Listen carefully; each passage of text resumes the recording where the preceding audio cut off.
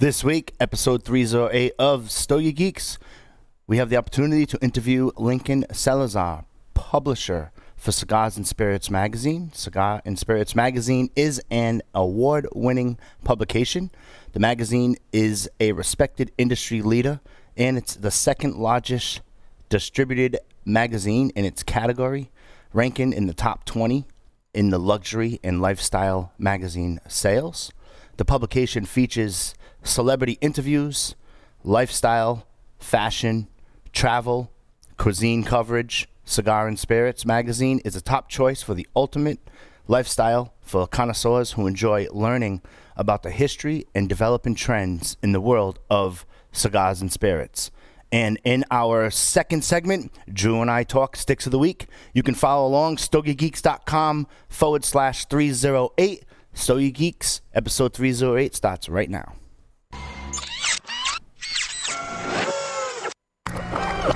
This is a Security Weekly production. Broadcasting live from G-Unit Studios in Rhode Island, it's the show where cigars burn slow, ashes fall fast, and cocktails flow steady. It's the Stogie Geek Show. Welcome, everyone, to the Stogie Geek Show. Joe and I are already silly. Oh, yeah. Joe Hozempa, a.k.a. Joe Hollywood, is here with me in studio. I'm fired up. And Havana Cigar Club, located in Warwick, Rhode Island, is a great place to enjoy a drink and a cigar. Stogie Geeks listeners can find a $5 off coupon on our website by clicking the HCC logo. Confidence.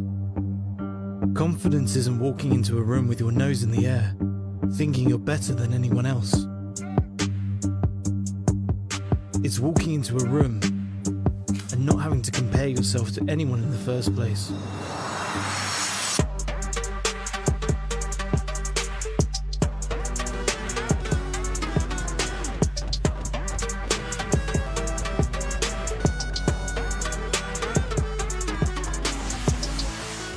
Welcome to Stogie Geeks, episode 308. I'm your host, Joe Hozempa. Thank you for joining us. Here we have live via Zoom. I'm so used to saying Skype. Anyway, live via Zoom, we have our co-host, Drew, from Bedford, Texas. Drew, what's going on? Hey, nothing much, Joe. Just out here hanging out. It's getting cooler. Weather's starting to come around down into the 80s, so looking forward to that. Other than that, Yeah. Looking forward to get some more golf time in. Yeah, man, it's going to be 40s over the night for us, so, I got a sweater, That's it. Just for Stogie Geeks, Drew has an email, DREW, that's Drew at StogieGeeks.com. Email all of your complaints to him, and email me at joe@StogieGeeks.com for all the good stuff. Anyway, I have the privilege and honor, and so does Drew. We have the opportunity to interview Lincoln Salazar, publisher for Cigars and Spirits Magazine. We're going to talk cigars. We're going to talk lifestyle. I could probably do like a whole 6,000 episodes on this topic, especially when I first got into cigars, looking at the publication, and now there's more publications. We're going to talk about that market as well, and get into the business function a little bit as time allows. Lincoln, of course, my screen goes dark. Here we go. Lincoln has been an Orange County executive for more than 10 years, owning businesses in marketing, publishing, cosmetics, and event management.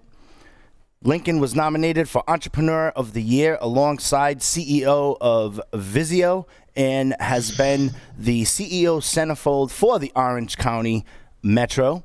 He believes that perseverance, loyalty, integrity are important in all aspects in life, especially in business. You are Lincoln. Welcome to the show, because when I hear loyalty, integrity, and that, like, I treat my customers and I treat everyone equal, and I enjoy, and if you never lie to anyone, you never have to look behind your back. So Lincoln, welcome to the show. How are you? Thank you so much for having me, Joe. I really appreciate it today very much. Yeah, no, thank you for your time. The topic, right? Cigars and Spirits Magazine. I got to go right into the business aspect, and then we're going to talk about cigars.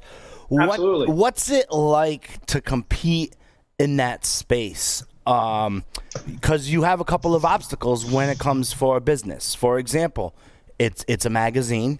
It gets distributed monthly or quarterly. It does have a cadence there. How has social media impacted that, and what's it like to go against some of the other publications in that arena?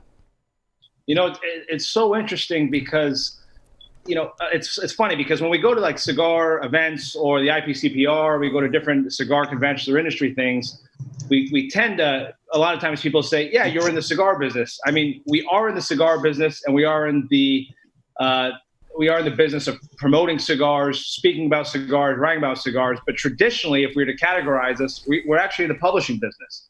So it's actually really interesting because right now, so many people see us as in the cigar business, or even when we go to the spirit side of the business, because we don't only have cigars with Cigar and Spirits, we have spirits as well.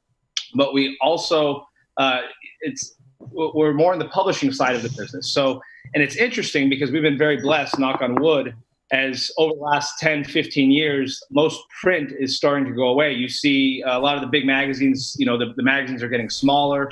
And in fact, when we came out, we were kind of crazy in this instance of when I was talking with other publishers, when we were saying we were doing an oversized coffee table type publication, they thought we were crazy, especially in the climate of the publishing world that's been happening.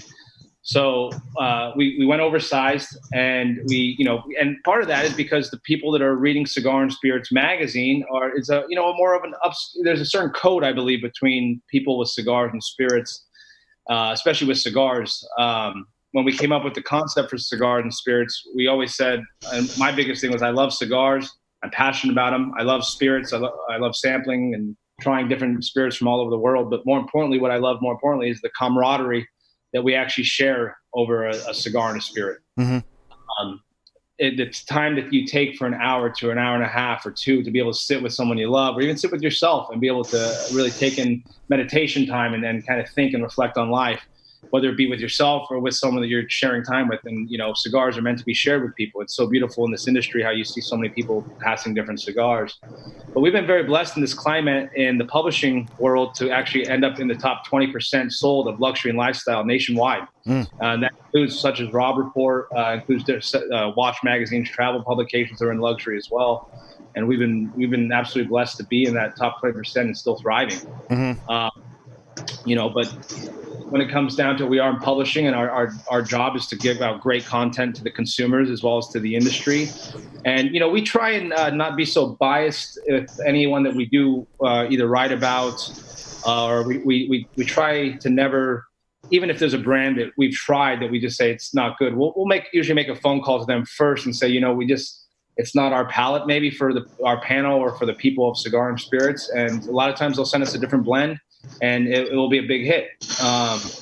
We're not in the business to promote and to bash anyone's cigars, because whether it's someone that's a seasoned cigar maker or someone that's new to it, it is a craftsmanship. It is an art. It is an artistry. This is not cigarettes. This is not some machine made. There's hundreds of hands that touch a cigar before it comes to the humidor in your lounges, in order for a consumer to be able to partake in this artistry. So we really try and push that. To answer your question on digital, yes, it's interesting because it's been beautiful for us because we get to use our platform for the digital market as well. We have cigarandspirits.com, and I think we're getting a little over 100,000 unique visitors a month now. We're doing recipes, and we're investing heavily into digital because we do have to change with the times. But the thing about Cigar and Spirits Magazine is that people don't just buy one Cigar and Spirits magazine. They tend to, number one, subscribe, but even more, they collect them. Mm-hmm. It's not something they just throw by the can and pick it up and reading it while they're sitting on the toilet. You'll go into a lot of offices, you'll go into lounges, you'll go into homes, and you see it sitting on their coffee table. It's something to respect. Our editor, Randy Mastronicola, does an amazing job, and his predecessors before have done a beautiful job piecing together the publication. And our team works very hard every issue, just like it would for a cigar. And, there's a lot of art that goes into it, and there's a lot of creativity. And people collect them. We get people from all over the world, from London, from Dubai, emailing us saying, hey, I missed that Bob Dylan issue. Is there any way I can get it? I need it for my collection.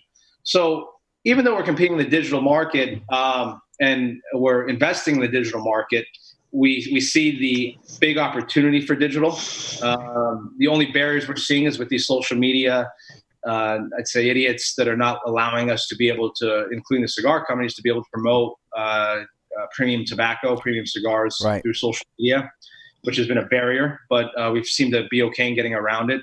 Our following is growing tremendously at Cigar Spirits Magazine on Instagram, and it's growing quite rapidly. We're close to 20,000 followers now, but we're investing heavily into our social media, and our digital as well. But with our demographic, it never fits better than just to fill that publication and really collect it. So Right. You bring up a lot of interesting business points, right? In our day job here, or in my specifically day job attached to Stogie Geeks, we do 7 other podcasts in cybersecurity, right?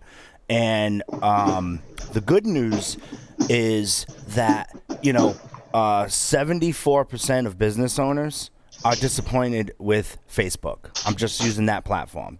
You can Google that. You can get numerous articles. So 74% there. And I think that, I'm not talking about the other platforms, but to make the argument, in your case, you really need that balance, right? You have to cater to different sectors of your target audience. For example, the magazine collector, right? The person who wants to learn more about the lifestyle of either the person on the cover or get an interview, right? Social media gives a platform for you to put video into it, bring more listeners and more viewers to attract them to the magazine. But I think from a business functionality, you truly need that because even though there is big tech, and even though a lot of people are going online, and we hear it all the time, where cigar companies are relying on social media, they're 86 in cigar ambassadors, or they're 86 in reps in some cases, talking about driving it online. It's like you really need that balance. But I really truly feel that because of your topics, right? I'm not going to grab your publication, like you said, sit on the can, read it quick in an airplane, and then go. I'm going to, when I go to a cigar shop and have a chance to relax, thumb through it, catch an article, carry it in my bag or my computer bag and whatnot, take all month to go through it or take the cadence to go through it. I truly believe that that's where some other publications, even outside of your industry, have gone wrong. They say, oh, no, we have to run the digital. Oh, no, we have to stay here. The answer is you can do both. You know what I mean? Like from a business perspective. It's been a big opportunity for us. I mean, it gives us the opportunity to take in different types of advertisers, and we're a little different than some of the people in our category that are in publishing in our category. We do like to. We work with obviously some of the more seasoned cigar manufacturers that have been around for 20, 30, 100 years, whatever it may be. But we do like to work with a lot of some of the boutique brands as well. And digital gives them kind of that opportunity to be on our platform and be seen by people that they normally wouldn't be seen by. Right. We're really traditionalists when it comes to the craftsmanship, the artistry of cigars. And we want to be able to promote the people that have earned the opportunity to be seen without having to, spend, $200,000, whatever. And I'm not speaking about anyone in particular, but I'm just saying having to do that to break the bank for them to even be seen by anyone. We want to give, I kind of like to say we're the America because we want to have opportunity for everyone in the industry without it getting ridiculous. I mean, we do pre-screen some of the, pre-screen a lot of the people that we do put in the publication. Actually, every brand we do put in the publication, especially if we're writing about them or anything like that. We do make sure that, it's a company and I think with the owners of the company to make sure there's something they're going to be doing long term, because we do get a lot of people that come in the industry for 1 month and are gone the next. Right. We try to avoid those kind of people coming into the publication until they've earned it.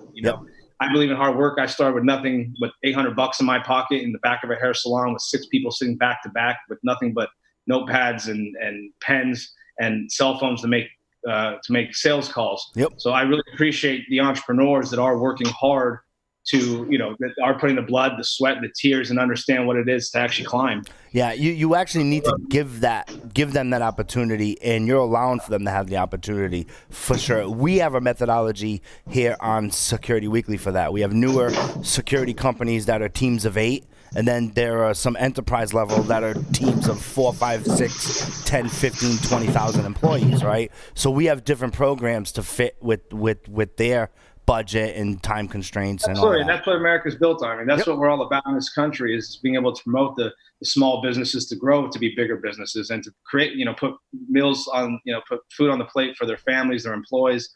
I mean, that's what we're here for. And we want to, Cigar and Spirits, we want to be able to do that for people as well. We're a voice for the industry, and we want to get that voice out for the people that are willing to climb and do the hard work, and willing to put in the time, and willing to make the relationships, and willing to put in the nights and the days and all that goes with it. You know what I find fascinating, and then Drew, we're going to ask you to ask a question for Lincoln as well. You know what I find fascinating?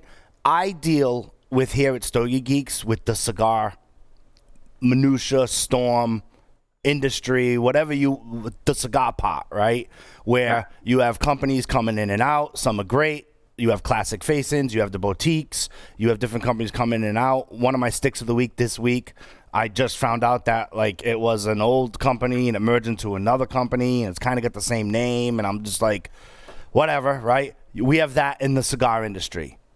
But you, you as publisher of the magazine, have that, I'm sure, in the spirits industry, right? That part of all that craziness and development and in and outs. And then on top of that, you have the cuisine industry and lifestyle industry, where I'm sure what you spoke about in your first magazine, fashion brand or whichever, is not even a fashion anymore. So you have to always kind of like keep stirring the pots. Yeah. If you look at the magazine over the last almost 9-10 years, about every 3 years, we kind of change the look and style of the publication. We keep the core of what it is, the content, but we change the look, the feel, the fashion. We got to change with the times. We got to stay current all the time. It's interesting because we're bi-monthly, so every 45 to 60 days, we're putting together fresh new content. We have to put together something new every time. New content, new cigars, new spirits, and each industry is its own different animal. The cigar industry is much different than the spirit industry. And what's interesting that a lot of people don't understand is, if the people in we get it in the cigar industry, how spirits go with cigars. We get that from the cigar industry. Yep. Not everyone in the spirits industry, though, understands cigars go with, or spirits go with cigars. Right. And because maybe the person that we're speaking with, they've never smoked a cigar. Or if they don't understand it. So our job is to then educate them. We actually, it was Zacapa, who I think was our #1 rum a few years ago. But when we were talking with Zacapa rum, they actually did the IPCPR with us when we had our spirits garden. And I was talking with the team over there, and I go, "Are you guys aware of how many cigar smokers are actually drinking Zacapa rum with their cigars and prefer to have them?" They had no clue. Sure. We got numbers on them, and they were astonished by it. They couldn't believe it. And that's just because the gentleman that didn't smoke, that was in this position, didn't smoke cigars. But he had 2 other people in his department that did, and they go, "Oh yeah, we smoke. We always smoke. We always have rum with our cigars." Right. Right. So it's really educating the spirits world as well as how much cigars and how that pairing goes so perfectly together for the cigar smoker and for the spirit, and how it can enhance the experience every time. Yeah. And then you have the luxury brands and lifestyle, right? And Drew and I were talking about this a couple of episodes back when we were both on travel, when like Nick Jonas was on the cover of Cigar Aficionado and it got 1 million views or whatever. I got a story for that. Like from what? I got a story for that. Cool. I'd love to hear it, right? My take on it originally was I even tweeted about it. If you follow me at Joe Hozempa, right? Like I was like, oh God, like can the cigar industry do anything else to just like not get in its own way, right? My opinion.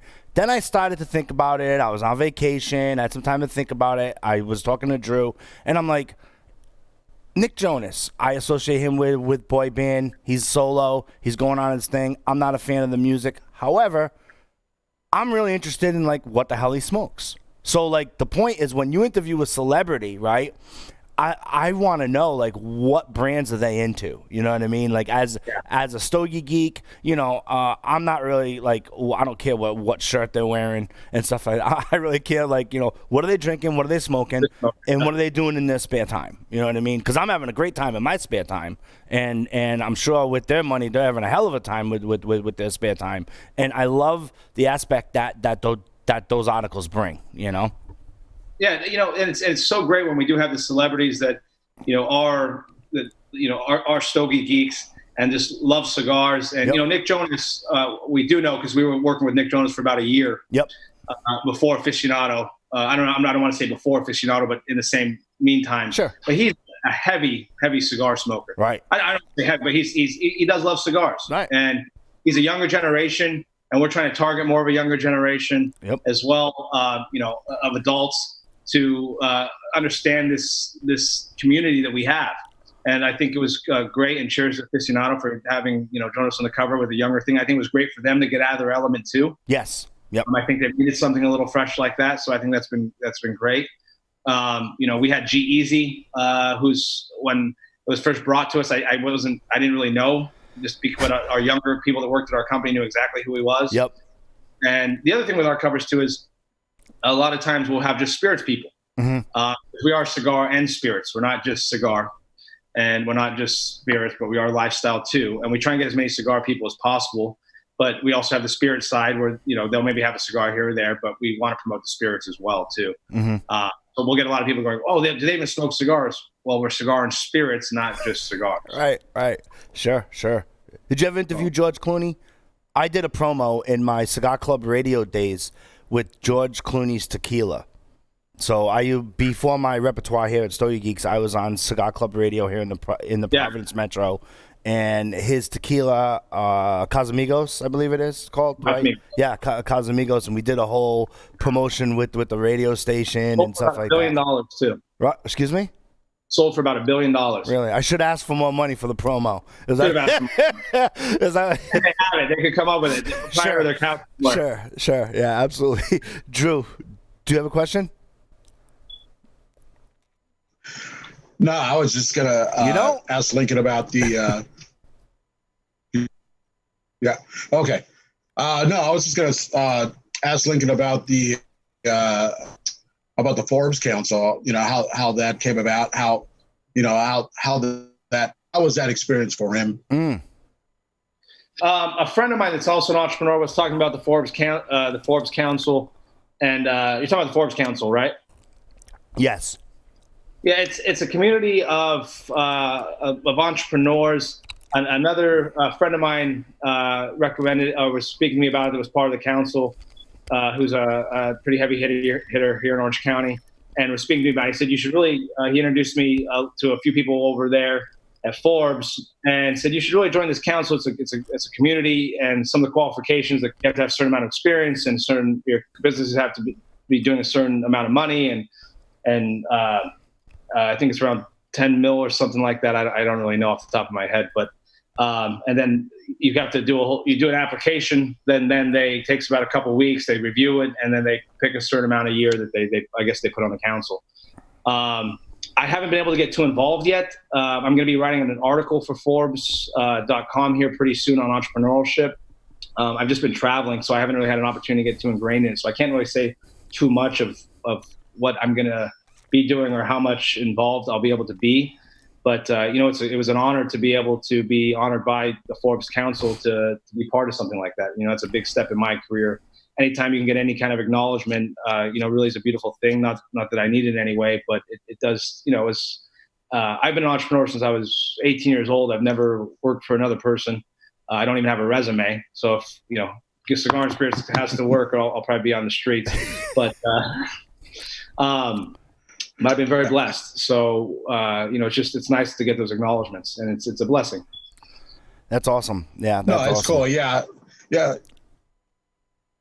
No, I have quite a few people that young generation, my family, and throughout the country. They attend their universities for business, and so I was last night, and and he was telling me that that Forbes Council, to be to even be nominated or even be considered for that, it's a very high honor. And more I didn't think I would get it. I was surprised when they came back and actually said, "We'd love to accept you into this," and I was very surprised. I thought it was just kind of shooting fish in a barrel. I really didn't. I didn't think was that the right way to say that? Either way, I didn't think I was going to get it. Yeah. So, I mean, it was quite an honor when they did do that. So it was pretty cool. I'm an entrepreneur at heart. I love building businesses, but more importantly, and what's interesting is as you get older, you change. When I was younger, it was you're chasing kind of that money. Yeah. And as now when I'm a little older, I love building teams. I love working with people. I love watching. We've got this gal that's been working with us for 9 years, Brianna Wheelers, who's our event director. She's an executive in our business now, where she started pretty much just packing subscriptions for us one by one when we first started the magazine. And just watching her grow over the years has been way more rewarding than any dollar amount you could put on it. Her growth in her personal life and her business life, and her growing as a person, and how she's grown in the events and in the business. And that's what's been beautiful to watch. And that's now my goal over the next, 30 years is to build more businesses, build this business, and to be able to grow people, and including myself. More importantly, yes. I have to learn every day, and I've got guys, kicking my ass every day that are they've been around the block. So I appreciate every time they do, knock me down a little bit. Sure. No, that's good advice. For the Stogie Geeks listeners, you can go to cigarandspirits.com. You can see what events that they're doing, any spirits on pairings, any of the interviews that they have. Sign up for their social media as well. That's cigarandspirits.com. But since Lincoln is on the Stogie Geek show, we are going to talk about your cigar reviews. Take me through that process of, okay, you're going to sit down and you're going to do a review. You're going to put it on the website. You're going to put it in the publication. You have a rating system. It seems to match some of the industry rating systems. We have a different rating system here on Stogie Geeks. Some people like it. Some people don't. You know what I mean? But take us through like how that develops. Like, do you have a panel of cigar tasters? Do they get submitted? How does that work for you?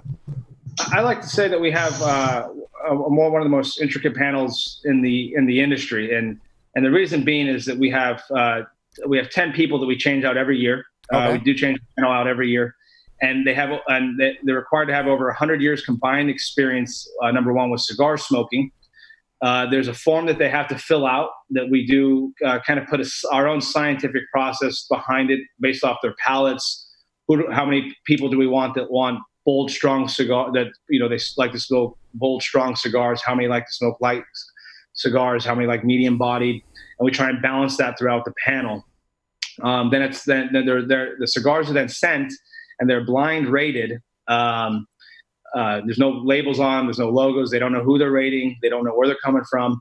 And then they're judged on a 100-point panel where it's based off taste, flavor, draw, construction, all of those basic things for a cigar. Mm-hmm. And then the overall experience. And then we put those together, and then we publish the ratings. We try never to publish anything too low. We're just not in the business to do that. Yep. We don't want to tell people what not to buy. We'd rather tell people, what you should have in your humidor. I think it's counterproductive to tell anyone what not to buy. I think people can figure that out themselves. We're not in the business to hurt anyone's brand. And because, cigars is like a practice, whether it's law or medicine, you're always practicing. I believe if you even talk with let's say the Fuentes or the Padrones, they've they've perfected the art of the cigar. But I believe that if you talk to them, they say we're always still practicing. They're always looking for better. They're always, new techniques, everything that they do in their factories. I think they've done an amazing job. And, we want to make sure to promote some of the better stuff. But we have one of the most intricate panels. I mean, it's 10 people over 100 years combined experience. No one editorial, no one in sales is involved in the ratings. Nobody that's going to, be able to pick up a brown paper bag. We don't reveal who's on the panel because we don't want them being influenced by anyone. And none are directly associated with any manufacturers. They're not associated with any sales reps. They're not associated with anyone that would have any kind of biased opinion. We like to keep our panel very pure. with what comes in. So that's super cool. I'm looking at some of the sticks that you have reviewed. Again, for you Stogie Geeks listeners, I am on cigarandspirits.com, and there is a section called Cigar Reviews. We are going to get to the top of 2018 within the next 15 minutes or so. But yeah, like you got some Padrones. They're on everyone's list, right? The Padron 1964 anniversary. Super high rating here. Super high rating everywhere. Awesome stick. You got the LFD Lennox. I'm a huge fan of that stick. I was telling my LFD story to the Stogie Geeks last week, so I will spare that again. So if you missed the episode, you can go back. You got my father La Bijou. Stands for Kisses. Super cool stick. Then you got some kind of you got some kind of sticks here that are all over the place within price. For example, you have the J.C. Newman Brick House Connecticut short torpedo, right? I had J.C. Newman Maduro. Full disclosure, they're a sponsor of the show, Stogie Geek Show. But let me tell you something. That Brick House line, I mean, you do not have to spend a ton of money to enjoy a really good smoke. It's fantastic. Right? It's like, And you don't have to spend a lot of money to have a good cigar. And right. people don't. I get two things that drive me nuts when guys talk to me about cigars. And I get it all the time. I was actually just one out of a place there, and the guy asked me about cigars. He's a young kid. He goes, "My friend's birthday. What should I buy?" I gave him the magazine. I said, "Look at some of these. Pick out 3 and let me know which ones you like." But you don't have to spend a ton of money to have a good cigar. That has nothing to do. It's much like wine. You don't. I can't stand when a guy comes, "Oh, this was a $50 cigar, we've never heard of," because someone's trying to market an expensive cigar that's got some marketing dollars. Yep. It doesn't necessarily expensive doesn't always mean good with cigars. Right. And even with Cubans, the guys when I'm sitting in a lounge or talking, or I speak with a guy and he goes, and this one I know someone doesn't actually smoke, that really isn't involved with cigars, when they go, "Oh, I only smoke Cubans." I go, "How do you only smoke Cubans and claim you know cigars? You haven't experienced all the cigars to understand cigars." I still don't even know cigars. I believe I know a lot. I can tell you based off my resume of, I've been smoking for 10, 14 years now. I average 1 to 3 cigars a day. I think for a while I was almost up to 1 to 7. Sure. But I think I've been to most of the factories in the industry, whether it be Cuba, Dominican Republic, Nicaragua. I just went to an Italian cigar factory. So I know a few things here or there, but when a guy tells me he only smokes Cuban cigars, tells me he doesn't really know cigars, because I would say 90% of the time I get a Cuban cigar out of that box, 30% of them are inconsistent with the other cigars. And that just tells me they're not experiencing and playing with their palate. And you have to try Dominican, Nicaraguan, Honduras, even Italian, any of these cigars to really understand cigars and understand your palate. You can't say I only smoke Cubans. I hate that comment. Yeah, sure. And is it that and the person who is searching for his or her box so they can be dedicated to that brand? You know what I mean? Yeah. So they're like, "Oh, I only smoke this. I only smoke Ashton VSG. I'm making it up or whatever." And I'm like, man, you're really missing out. You know what I mean? And then try the different regions, find out what you like from that region, what you don't like, and then explore that region. And that's what it's all about. But some people, don't. They want to search for the box because they're members and they want to fill their locker. And it's like, it's just crazy. I have my go-to cigars that I smoke all the time, that I have go-to in the humidor. There's some my personal top favorites that I enjoy, but I'm also a situational smoker, meaning what did I just eat? What did I just drink? Who am I sitting with? How much time do I have? Yep. All the factors when I play. I sometimes look at a cigar, or we get in and I go, I just, for whatever reason, I feel like having that cigar. Yep. I mean, to say I only smoke this means you don't know anything about cigars. So sure. Like I say to people, get out there and explore a little bit, and then pick the ones you enjoy. There's so many beautiful cigars out there, Yeah, I'm the same way. The size, how much time I have, what I'm doing. We have the luxury to smoke here at work in the studio. So sometimes, like if it's a really good cigar, I don't want to type. You know what I mean? Because we work in computers, right? So I'm typing, and it's just like, I want to sit back and enjoy it. Or after work, we close the computer, hang out, crack open some spirits, make some old fashions or whichever, and spend an extra hour or so. I love pairing a cigar with a spirit. You know, there's some beautiful. I like pairing with a rum. I like a scotch. That's also situational too. If I'm sitting around, I want to be in deep thought, I'll do some scotch pairing. If I'm kind of out and about mingling, I'll do some rum. If I feel like going just crazy that night, I'll do a little vodka. Yeah. Yep. Yep. So it's all situational. Yeah. You got the Sobremesa, right? Dunburnt and Tobacco, a total rock star, in my opinion. His demeanor, you know, the total rock star. His demeanor, just freaking things. He went on a social media rant a couple weeks ago about someone, freaking whatever, right? Drew. I'm glad you put collaboration pieces in there because. Yeah. I made at the end of the calendar year for Stogie Geeks, I usually do a top 5 or 10, depending on time.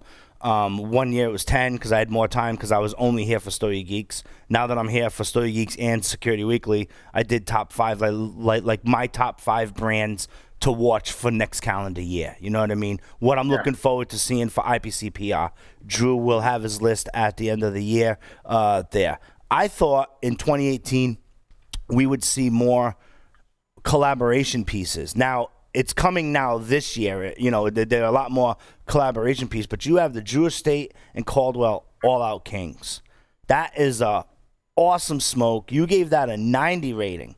And you know something? I would probably agree with that when that came out because that's one of those sticks that really has to sit. You know what I mean? I venture to say if you put that in if you were able to get the ones from before when you did the interview, put that in your panel for your 2019 smokes, I bet you would definitely get a higher rating for sure. You know? Yeah, super cool. We put sticks through the panel multiple times all the time. Yep. Because sometimes there's factors that come into it. They get shipped. I know some of the other publications, they'll go out and they'll buy the sticks from the lounges in order to rate them. We like them sent directly from the manufacturer. Some people will argue and say, well, they're sending you their best sticks. Well, we want them to send us their best sticks. Right. But we also don't want to go to a lounge, different lounges to buy the sticks because what could end up happening if the cigars are not taken care of properly, if they're not humidified properly, if they're being tossed around, it can mess with the construction. We don't know how those cigars were handled before they got into our hands. So it's not fair to judge someone's cigar when other people have touched it and be able to put it through a panel. We want to know what's the purity of what they're sending to us. What they're sending directly to us, and we know how it's been handled in our humidors. We know how it's been handled and who's touched it and everything that's gone on with it, so that we know there's a construction problem. We know that a package came shipped in and it was thrown around by UPS, and we can say we got to call them and say, hey, you got beat up in shipping, and we send us something else because the construction is going to be bad on it, the leak broke, whatever it may be, because those little details are going to make a difference in points when it comes to the ratings. Right, absolutely. Yeah, for sure. And I don't know what the hell guys are doing with them at the lounge. You know, yeah, right. 99% of them I think take excellent care, but you get those few couples that aren't, or you get customers going in there and taking them, put them in their pocket, rolling them around, or taking them outside. You know, we don't know what happens. Yeah. Well, again, it also goes back to business model of the shop owner, right? Is it a bar that, by the way, you can smoke in, right? Or is it is the shop owner a tobacconist and really cares about the tobacco first and spirits second? It depends on their business model, you know, for sure. And that's so true too, because there are a lot of lounges where it's the bar first, and there's nothing wrong with this, by the way, but it's the bar first, and they sell cigars, and you get the tobacconists who have a bar. Yep. My first lounge I was ever a member at was, ironically, a aficionado cigar here in Lake Forest. I was a member when I was, I think, 18, 19, or 21, sorry, at the time. And they had a beautiful back room, but they were tobacconists first, and they had a bar. But the bar was beautiful, and they had a private room, and it was a private membership. And it was just, it's a beautiful lounge. And, you know, they had the cigars first, and they educated me for years. I'd stay up till 2:00 talking with the owners, Sean and Angela, talking with them about all the different cigars to smoke. And at the time I was doing really well. So they were selling me the, you know, I can't even tell you how much I was spending on cigars. That's probably why I had to start the magazine, is because I needed more cigars. Yeah, you needed more cigars, and, you know, so they gave you a house account, I'm assuming, right? Yeah. Yeah. Right. There you go. Absolutely. Yeah. I got a house accountant next door. It's pretty dangerous. But we're adjacent to the Havana Cigar Shop and here in Warwick, Rhode Island, and yeah, it's pretty dangerous because I walk in, just grab things and walk out and then come next door and smoke or stay there. I didn't know anything. They would just sell me whatever was the most expensive. I'm like, sure. Like Modifier, Opus X. I'm like, yeah. That's how all cigars are. All right. Yep. And then I'm looking at my bill every month. I go, whoa. So they gave you the brick house last, right? I was going to have to start doing dishes in the back just to pay the bill. Yeah, been there, done that, right? Absolutely. I want to pivot as we wrap up this because I want to respect your time constraints and whatnot. But your top 18, your top 20 for 2018. I'm assuming that you do this every year, of course, right? There. It's coming up in January, actually. We're Excuse coming me? up to it next year. Our top 20 is coming up in January this year coming up. Yep. We'll announce it. Yeah. Is there anything added to that mix that makes it there, or do you just collect the numbers that are on the top from all your reviews from the publications? We collect the numbers on the top, and they actually go through the panel again for the end of the year. Blinded? By the way, it starts completely. It goes through actually twice, and it goes through a complete another process that we do for our top 20. Okay. We don't really reveal that too much on the top 20 because the only thing we get involved in is kind of a voting aspect of it towards the end because a lot of them will come in with the same rating. Sure. And at that point, we then will smoke. The team will smoke the cigar and say, okay, let's vote on this. Yep. So everything's pretty democratic when it comes to what comes in the top 20 and who makes one and everything because we do get ties sometimes and we have to then decide, okay, why is this one better? And right. Sometimes it could be the draw. For Sure. me, my biggest cigar is the draw. Yep. If I get a cigar that doesn't draw, my head explodes. Yeah. Construction draw for sure. Are those blinded as well? Okay, cool, super cool. You got the Goro and Do you have a question, Drew? and Toro. Drew, you have a question before we jump into this? Yeah. Go. Yeah. To ask Lincoln about the event he's got coming up here in our area here in Texas next weekend. Just wanted to kind of give him a little bit of platform to tell us about that, what to expect, things of that nature for all of our Stogie Geeks listeners. If you're going to be here in the Dallas-Fort Worth, Cigar and Spirits Magazine is going to have an event here in Fort Worth. From what I hear, it's going to be pretty good. And just, Lincoln, tell us about that. We've got our second annual Texas Cigar and Spirits tasting.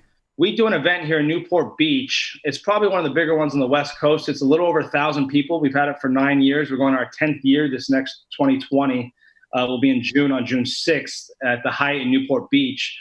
And it's grown year after year. And what we've done is we've replicated that same event, and we now have taken it to Fort Worth, Texas, where we've seen great success. Last year, in our first year, we had about 700 people last year.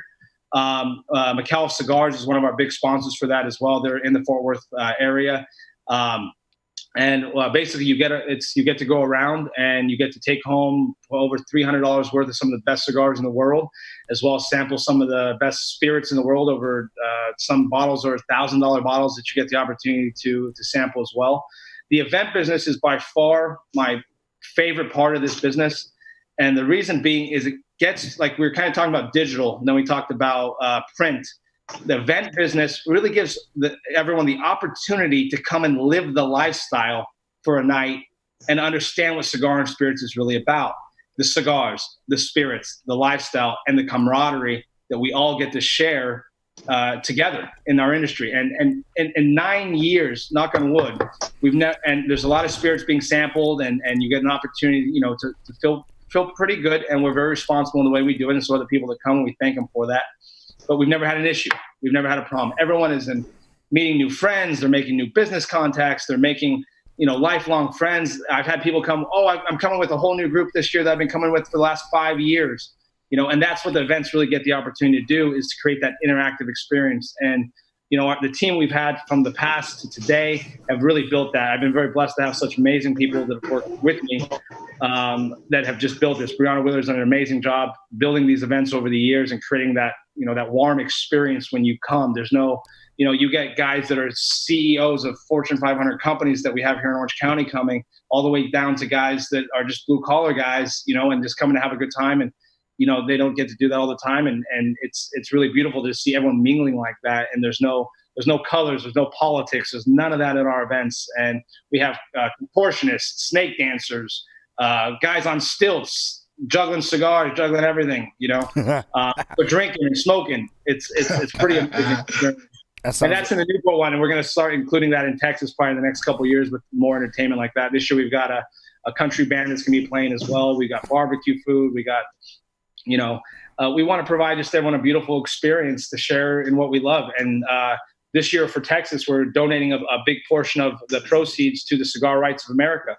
We're as an industry, we're tired of getting pushed around for something that is not cigarettes, something that is not marketed to kids at all. I've never gone behind, excuse my tyrant, but I've never gone behind in high school and said, hey, you got that Opus X today? Just that doesn't happen. And anyone, excuse my French, but anyone that says that's fucking happening is ignorant. Yep. They're ignorant and they have their own political views that they're trying to accomplish, and it's bullshit. Yep.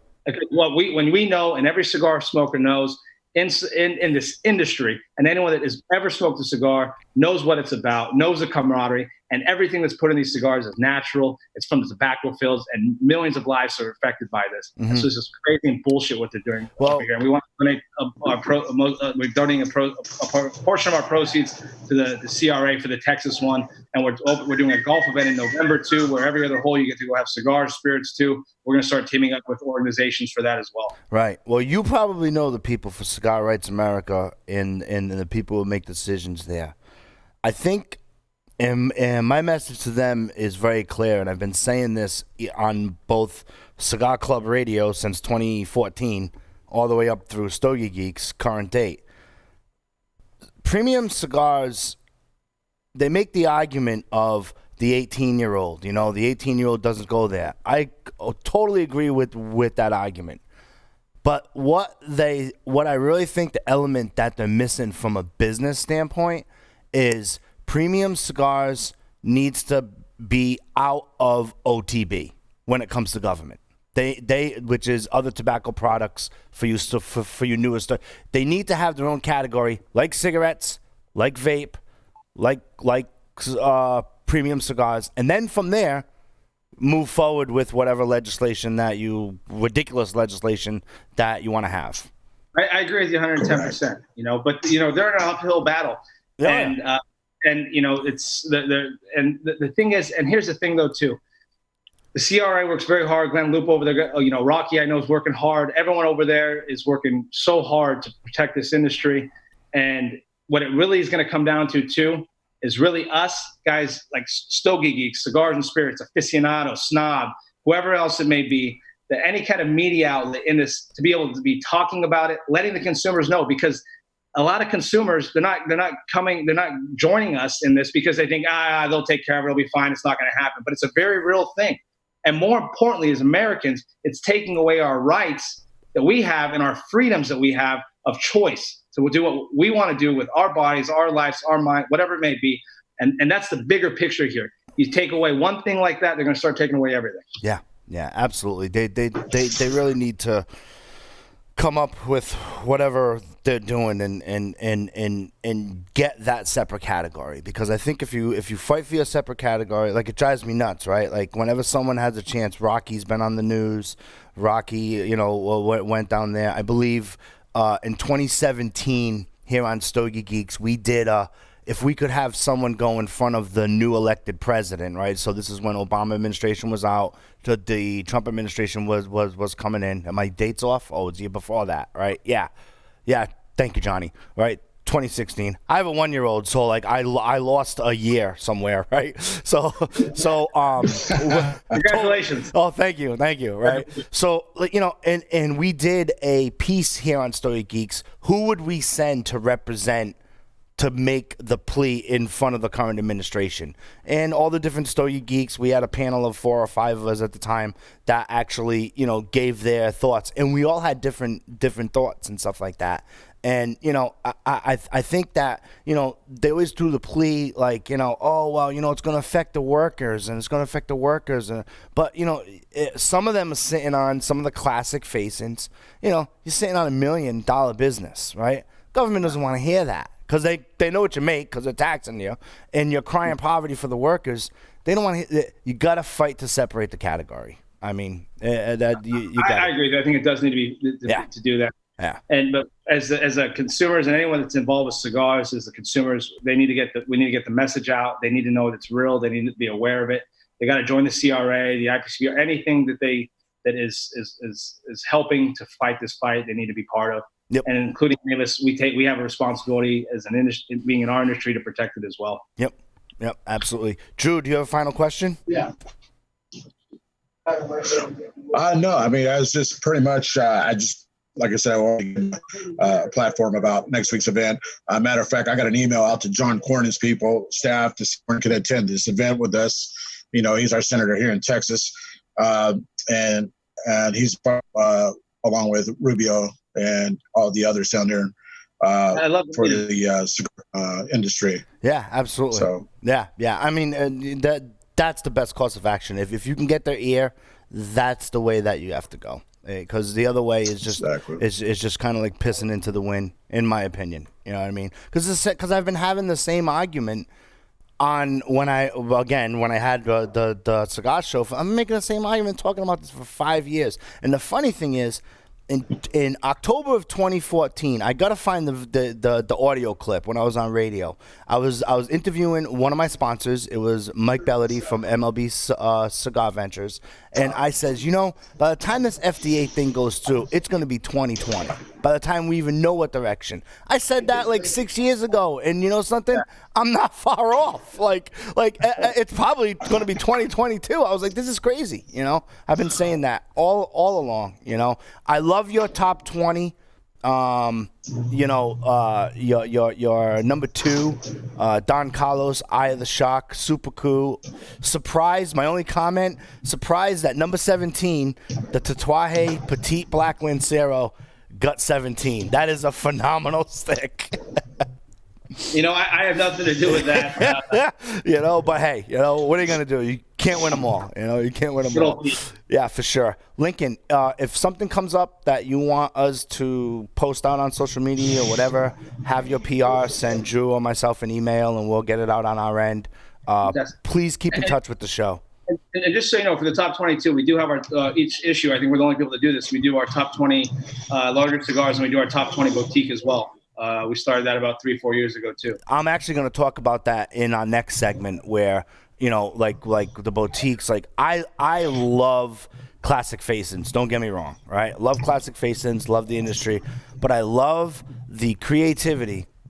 Whether it be their marketing story or the blends that they're trying to push, and I love it. And I also like craft spirits and craft beer, like ultra small stuff, waiting in big lines with all those hipsters and all that stuff, and going out to the breweries or the vineyards, and I love the small stuff because you can really find some really hidden gems. Obviously in the cigar, but definitely within the spirits realm as well. Yeah. 100%. For sure. Well, Lincoln, thank you for appearing on Stogie Geeks. Thank you for your time. Guys, thank you so much for having me. It's been a great time. I really appreciate it. Awesome. Thank you. You take care. You too. Yep. Stogie Geeks. When we come back, Drew and I are going to talk sticks of the week. We'll be taking a quick break.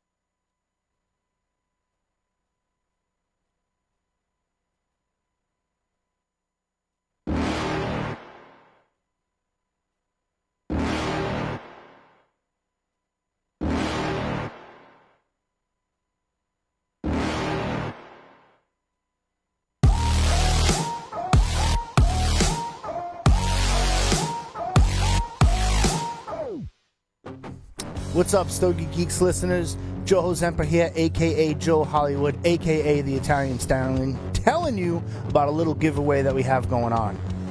We've teamed up with our sponsor, JC Newman, this year to give back to the Stogie Geeks listener. They've been such an awesome partner so far. They've decided to give away 1 Diamond Crown Humidor per quarter to the winner that they choose. All you got to do is log on to stogiegeeks.com/Diamond Crown. Click on the enter to win button. It's really that easy. So if you're smart and you want an awesome humidor for your home collection, go to our website, stogiegeeks.com, find that banner ad right on top, click on it, and register to win that humidor. Good luck. Ladies and gentlemen, welcome to segment 2 of Stogie Geeks. This is episode 308. You can go to stogiegeeks.com/308. You can find out who we interviewed. If you're just showing up on the live feed, you're a little bit too late, but that's all good. I want to give you a message about Plasencia Cigars. Go to stogiegeeks.com, click on that logo. You can follow where you can get your Plasencia Cigars. Plasencia Cigars is one of the world's leading growers in first-class tobacco, as they have been pioneers in the industry since 1865. 5 generations of the Plasencia family have continued in the legacy of Nicaragua and Honduras. Today, the Plasencia family's very own cigar line, led by CEO and master blender Nestor Plasencia, produces over 40 million handmade cigars each year. Plasencia Cigars celebrates their Nicaraguan roots through their premium Alma series, inclusive of the complex blends of the Alma Fuerte, the Alma del Campo, which is a phenomenal smoke, by the way, and their newest release, the Alma del Fuego, each harvested in the pure soils of Nicaragua. Drew, Sticks of the Week. All right. How's it going over there, Joe? It's going pretty good. You sound phenomenal. Good. I'm so excited. We finally fixed that mic thing. So. The sound? Okay. Yeah, I went to the clean up the mic here. But anyhow, here we go. So, hello, everybody. Hello, Stogie Geek listeners. Today, I'm going to kick it off with the Eric Espinoza 601 La Bamba Warhead Maduro box pressed 6x52, and it's in limited quality. Buy in, run you about $100. And this cigar, I'm going to tell you right now, man, it's some. So, Warhead features a similar core recipe to the original 601 cigar, only the wrapper leaf has been swapped out for a hardy Connecticut broadleaf Maduro variant. The results is a performance that simply must be experienced to be appreciated, showcasing heavy nicotine content and a surprise amount of flavor to balance. So that being that, okay, it's my turn. Here we go. Again, wrapper, Nicaraguan, handmade Nicaraguan filler. So it's a puro cigar, excuse my language.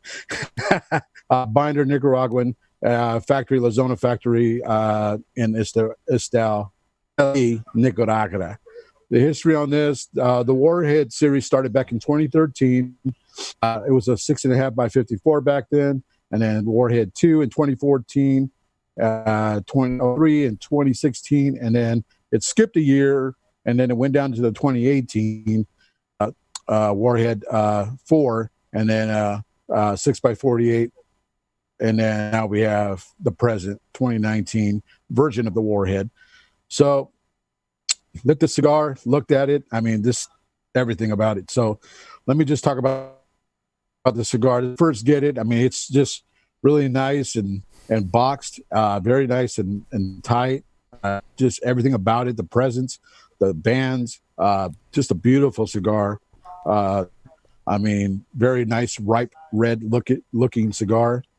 When I first got into it, of course, I did a cold draw, and everything that I was already experiencing just on that in that segment, telling me I was going to get what I wanted. So definitely tons of pepper at the beginning, spice, unique, very unique. There was some spice that I couldn't really put my fist, but it was just one of those rich, leathery cigar, and once it started to get going, it warmed up.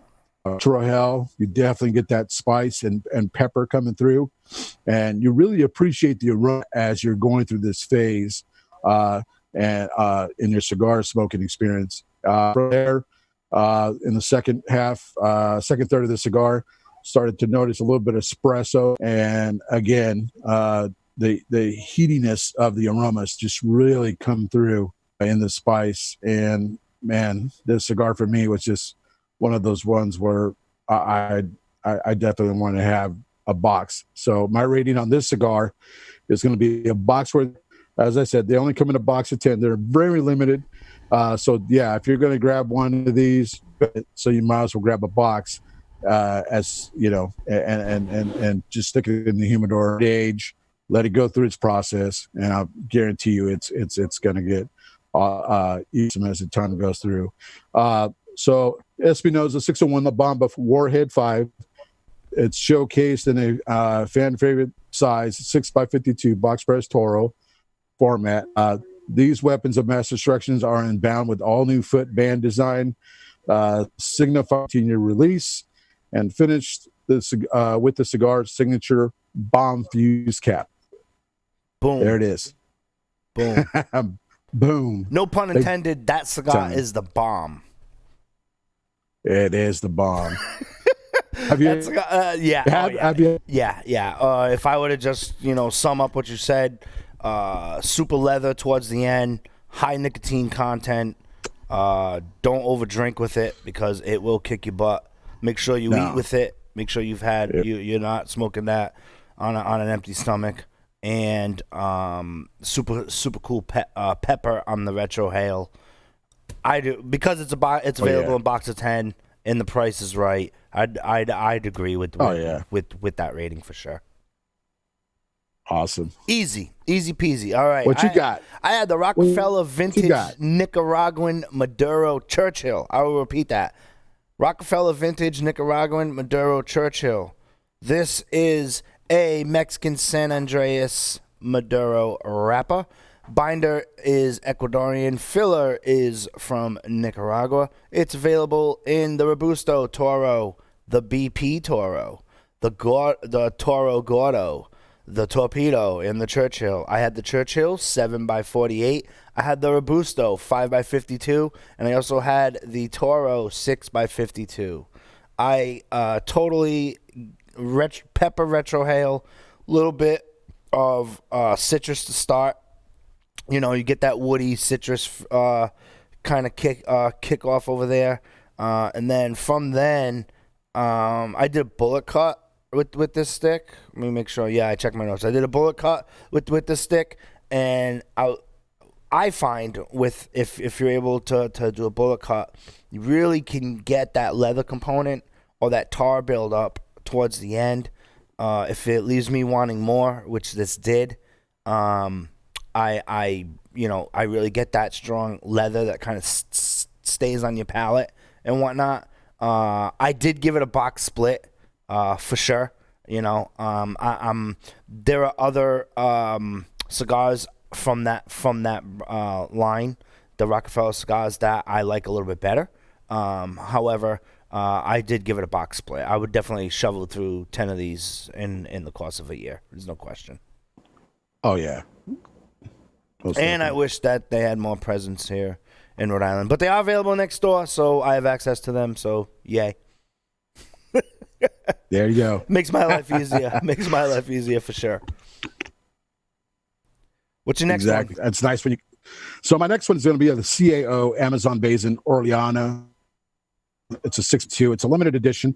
I don't know what happened to me this week. All of a sudden, I started with these limited editions, and here we go. So this cigar, the name is an homage to Francisco de Orleana, the first European explorer to travel the entire Amazon. Read a little history about him. Pretty cool, super cool guy. If I was back in those days, I'd want to kick it with him. The blend uses a very special wrapper called Cubra, which the company says is aging longer than the original. I know I'm gonna massacre this word, but it's Ranga in the Amazon Basin cigar. So Cubra is a sun-grown in the microclimate of the eastern Brazil's Fertilia region. There's a collective local park with CAOs ergonomous to grow this leaf. They selected timings of Cubra for this blend, which then rested in a climate-controlled curing barns in Calafriza. I know I'm butchering the names.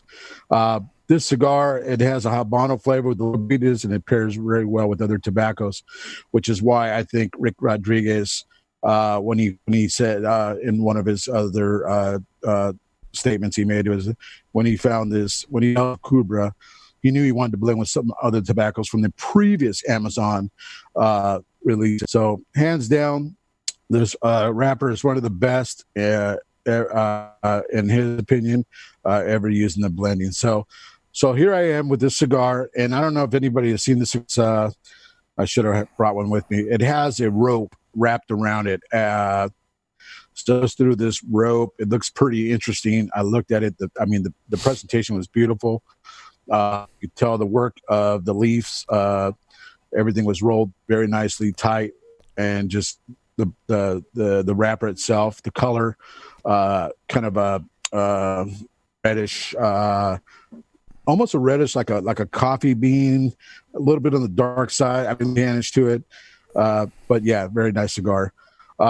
So this cigar is a strength cigar. It does tend to get a little heavy towards the end.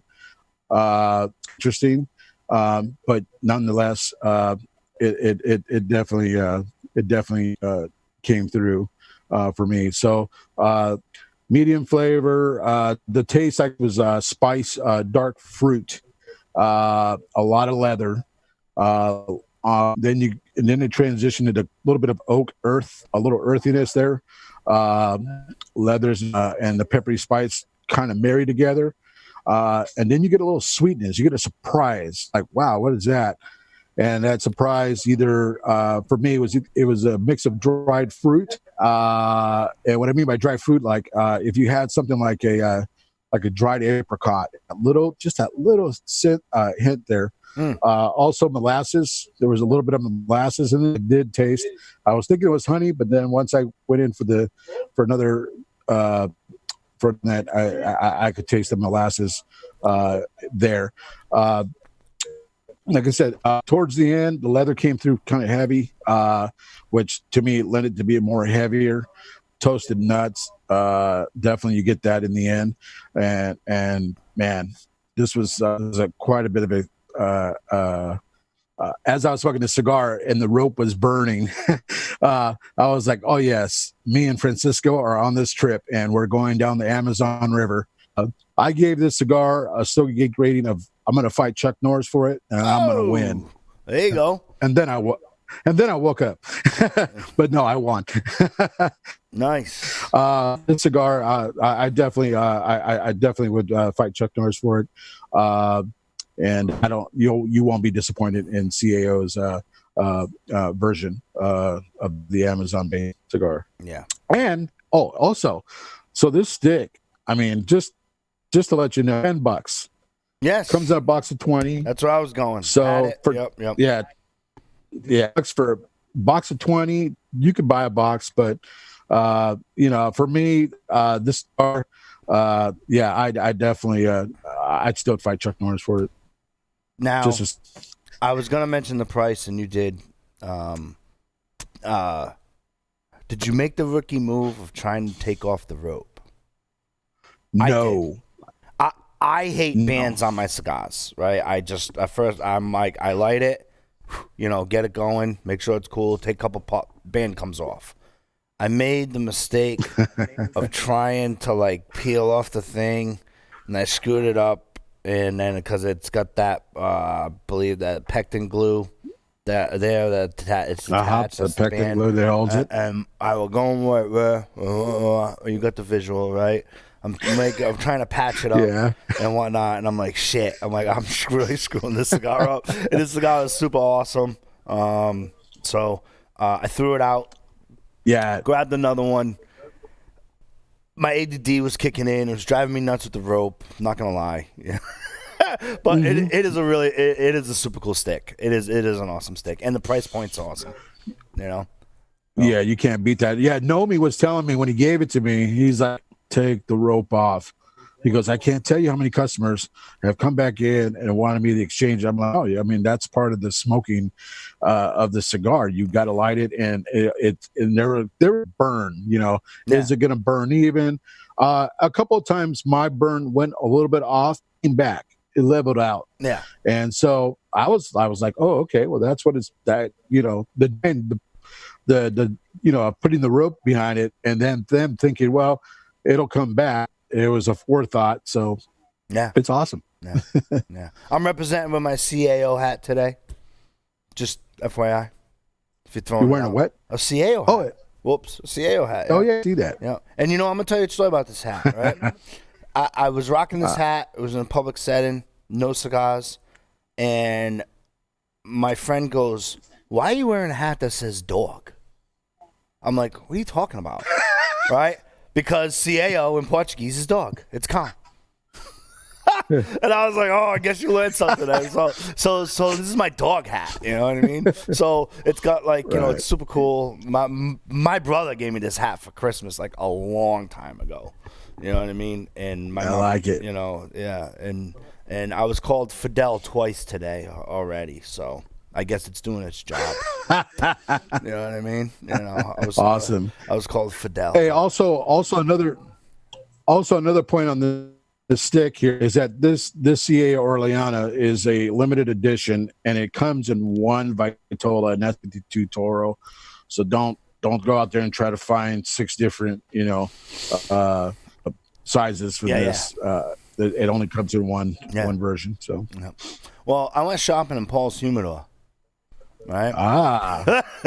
Shopping, right? like there's a checkout over there, right?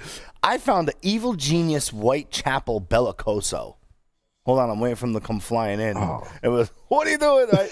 So no, right. That was in the wrong section. Actually, it wasn't. I think that was a mistake, but he might have put that in. But anyway, I had the Evil Genius Whitechapel Bellicoso. This features a Habano wrapper with an Ecuadorian sun-grown Sumatra binder. The filler has Lajero and Seco primings in it from the Dominican Republic and the awesome place called Lancaster, Pennsylvania. It's described as a full-strength cigar. I'd go medium, but I guess if you were new, it's full strength, well-balanced. Super cool. What I did some research, the Whitechapel was originally an internal project from La Aurora that was working on for the North American market.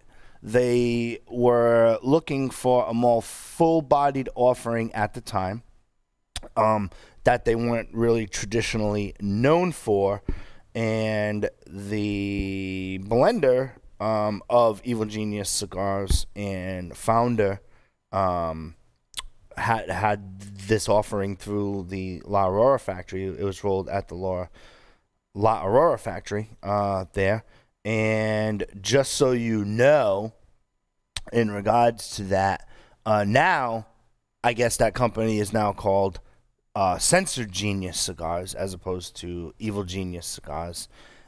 Which brings me up a point of, I remember I've only had one experience with Evil Genius cigars. It was at a local cigar shop, and they did a tasting and whatnot. And I remember thinking how I really wanted to get into their blends because they were like ultra boutique, like ultra boutique here in the Northeast. Founder and all that comes from Pennsylvania. Believes he has his shops down in Pennsylvania. I don't know if we interviewed him on Stogie Geeks. I know I haven't since January 2nd of 2017. But in regards to this stick, first of all, it's in Paul's Humidor, so it had to be from 2015 at least, maybe even late 2014. But awesome stick, well balanced, for me, it was a medium, true medium. Love the Pennsylvania, the kind of Pennsylvania Dominican kind of blends with some of those Lajero and Seco primings. Super cool stick. I did not know at the time, not the time that I smoked it, but when I first originally smoked it a couple years back when I was at the event, that it was a sun-grown.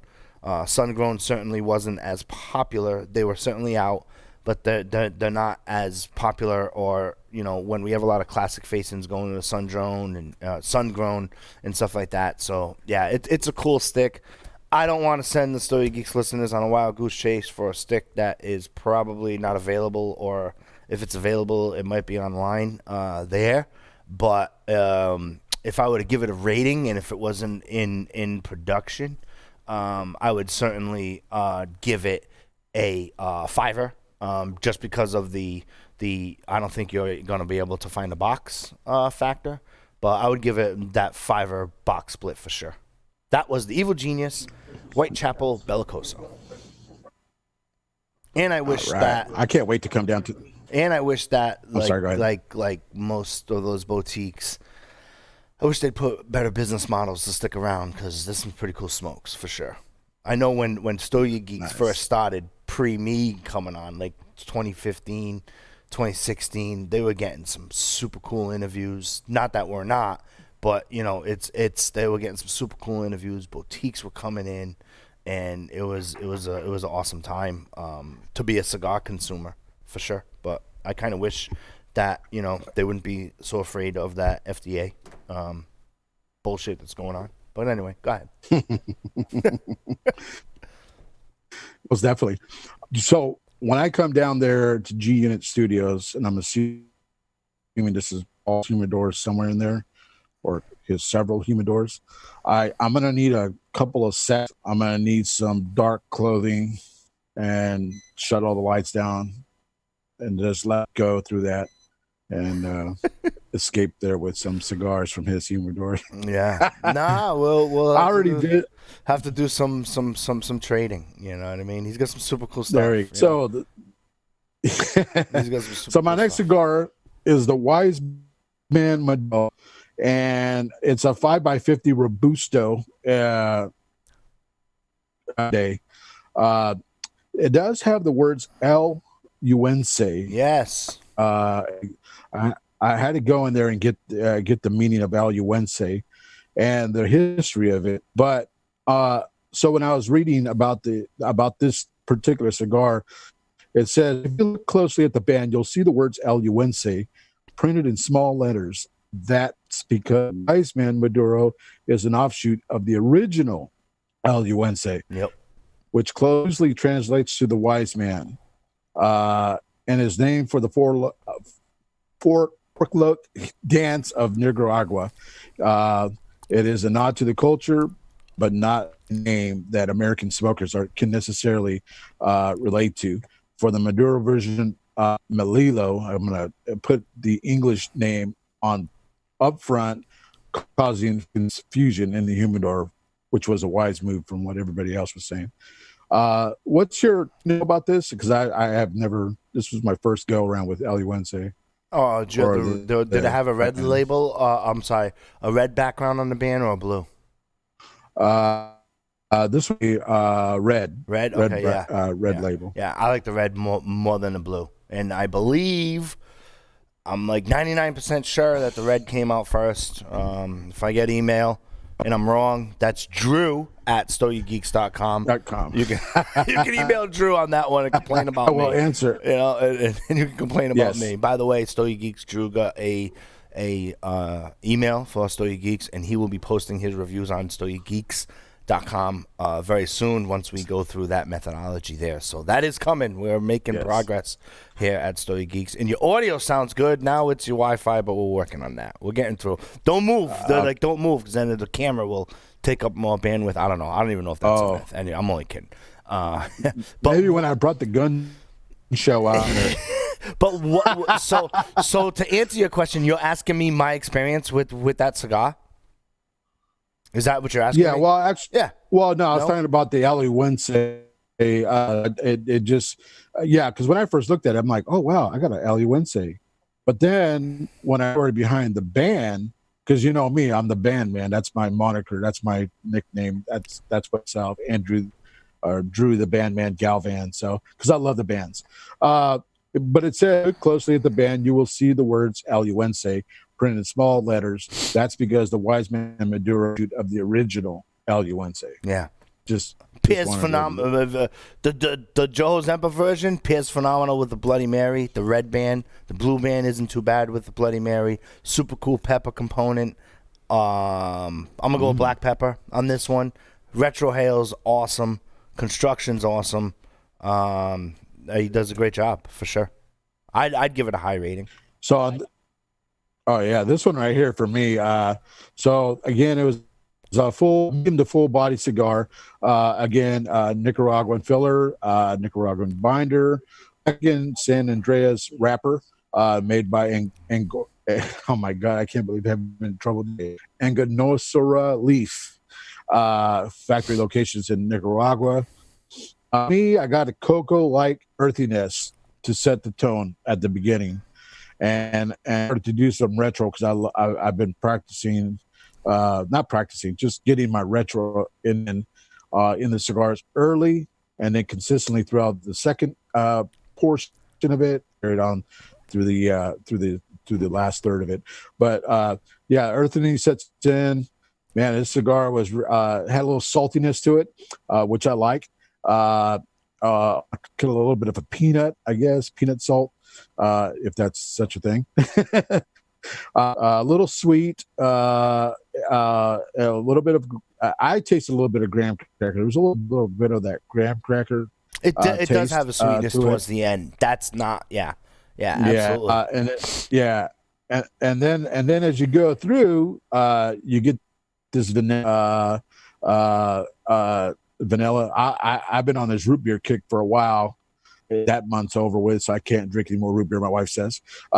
So there's that little bit of vanilla is what I'm getting a little bit there, and then as you get towards the second or towards the end of that into the last third, you definitely get this really beefy kind of finish. I mean, and I was like, man, and I smoked this after I had a light meal, but as I said, I started to taste like that beefy component. It was just really complex at the end, but when it all wrapped, man, this Stogie Geek rating on this was definitely a box worthy cigar. Oh yeah. As I said, it is a standout cigar. It's at some points. I read some other people were telling me it's for their liking, but for me it was just very cigar after dinner, out in my cigar garden, just chilling out there with the dog. And man, I definitely give this a box worthy There you go. Yeah. I had the Foundation Company Charter Oak Broadleaf. I shied away from this cigar when it first came out. And the only reason being was, and I shouldn't do this, but I did, that price point is so low for that stick compared to other people's sticks. It was like $5.95. And I'm like, I don't know, whatever. And then I finally got to it. So I avoided it, I would say, probably for about a month or two when it first came out. And then to my surprise, I ended up having one, and I'm like, holy cow. Like, this is an amazing stick. You get kind of like a light, nutty, a little bit of chocolate in there, earthy component there. Retro Hale is freaking so creamy and so good. It's all in the Retro Hale. The Retro Hale, ironically, is lighter than the regular Inhale, I guess, right? Or the non-Retro Hale. At least for me. So I pick up that like nutty chocolate sweetness, a little bit of pepper, awesome component. Pairs great with a Bloody Mary for sure. Pairs great with scotch. Pairs great with whiskey. Had it regular with coffee as well. It's super. It's very versatile. it's not for a new smoker. If entry level, I think that flavor profile, because I had the Robusto size, and it's really like in your face there, for sure. But if you retrohale, it's like so smooth and creamy. It's awesome. With that stick, that is a Connecticut broadleaf wrapper, binder and filler are from Nicaragua. It's a 4.5 by 50. It's a Rothschild size. I called it a Robusto. I apologize. Right. But yeah, it was a 4.5 by 50. Like I said, price points are on that $5 range, $5.95. Crazy stick. Awesome. That's the Charter Oak broadleaf. Like I said, if you're a beginning smoker, and you retrohale, give it a shot. If not, make sure you have a full stomach, and I think you'll be good to go. It makes a good bridge cigar if you're trying to increase your strength profile. So if you're a new smoker and you want to increase that strength profile, but box worthy all day. Get a box, super cheap, won't break the bank. It's durable as hell. You can golf with it, fish with it. I've had plenty in my over the past calendar year here, and it's I wouldn't necessarily categorize it as one of my go-tos, but it's in my golf bag. If it's readily available. I know, but I don't golf a lot because I've had a crazy year with my 1-year-old, so it's not a go-to because it's in my golf bag. But if in the glory days, when I used to golf 4 days a week, true story. It would totally be. I've been smoking that, and like I said, when it first came out, I really avoided it for the first 2 months, and then I started asking people about it and doing that, and I was like, all right, fine. And I don't know, it's just one of those. It was just one of those sticks that I was like, man, But then again, not for nothing. If you're comparing prices and you look at Steve Saka's line with the Sobremesa and the Mi Querida, and then you have the Umbagog, right? And the Umbagog is named after the lake. I think he went fishing from, and all that. Umbagogs, I like the Umbagog better than the Sobremesa. So there you go. So a lesson learned. You can't judge on price for sure. I should. I was bad. I misbehaved. I apologized for the listeners for that, for avoiding that for the first 2 months. But I am transparent, and every stick I review usually has a story of how it got into my palate. So I'm sharing it with you. There you go. That's it. That's my rating. You've had that, right? There you go. You've had that stick, right? Did you have that stick, Drew? Yes. Yeah. Yeah. So we do have that stick. Oh yeah. I totally agree with you on that. Yeah, for the record, so my next stick, when I'm smoking now, changing subjects and driving Johnny nuts because I'm gonna expand a little more minutes, right? I had the Black Label porcelain for the first portion of the show, right? I think if it was blind and I didn't think it would come from Black Label, I would probably enjoy it. But since I've had so many other stronger Black Labels that I've enjoyed, I'm like, man, that's really mild for them. You know what I mean? But maybe they're trying to cater into something. It didn't suck. I was just like, it's because, when I had that, it's Black Label. I've been really getting into their stuff. I've been talking about them here on the show probably since I've been on this show. And then they come out with this milder stick, and it did its job. I mean, it's mild. I knew it was going to be mild.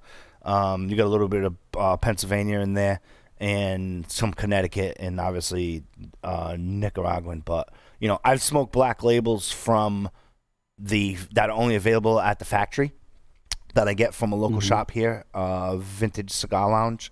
When they go and they visit the factory, they always get me like the pack. I guess you get a pack and whatnot.